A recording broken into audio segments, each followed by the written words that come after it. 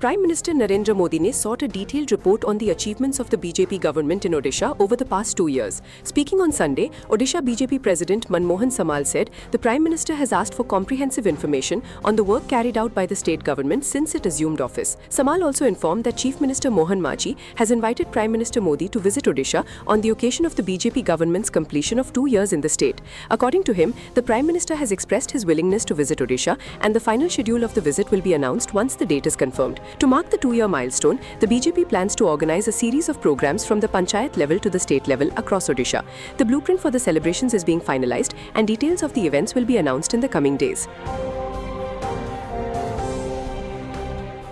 indication देइछन बहुत जिनस से आसिया पई तांगा आग्रह प्रकाश करछन बोली जना पड़छ कारण सब इन्फॉर्मेशन अन्य कोन आमे दिवस करछु